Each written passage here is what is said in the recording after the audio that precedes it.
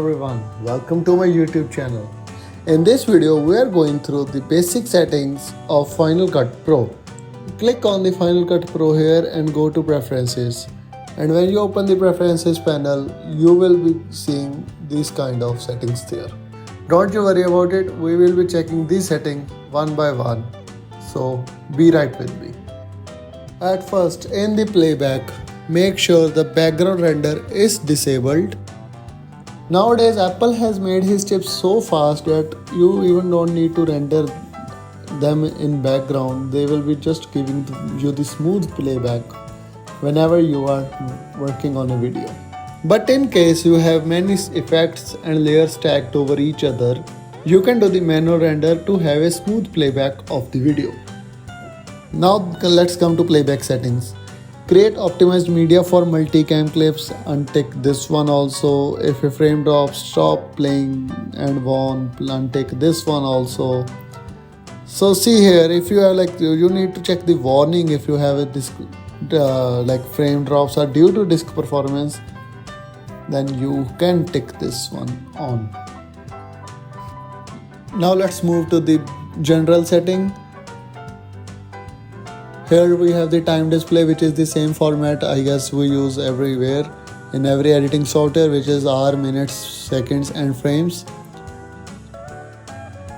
After that you have the audio unit. After that we have the color correction. And for the color correction I prefer using the another software. If I have to do this color correction inside Final Cut Pro, I use color board for myself. That is enough for me. So if you want the advanced level of color grading, you can also switch to color wheel. Now let's come to the editing tab.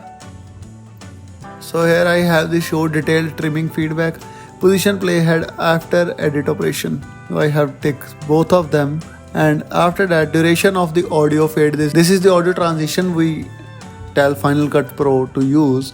And after that we also have the crossfade transition. This is the basic transition we use on our videos, which is like 0.10 seconds are enough for me. And for the still image I can change. Once I was working on a stop motion project and I just entered the lowest value possible, which is I guess 0.01. and after that you can also enter the transition settings that are required in this. Now let's go to the import tab.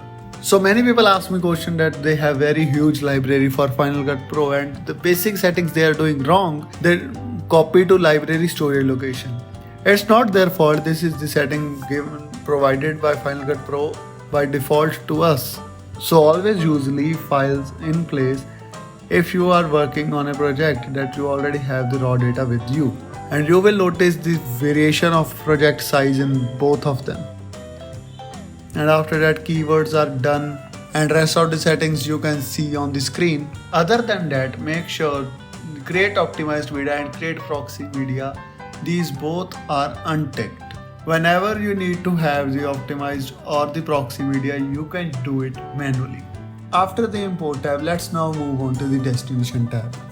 This is the place where your basic export settings are given. In destination settings, I have added save current frame whenever I need to have high quality screenshots shared for some other work or for making the thumbnail of the video. So that's it for now. Hope you like it and do tell me in the comments what video you would like to see next. Thank you everyone. See you again. Bye bye.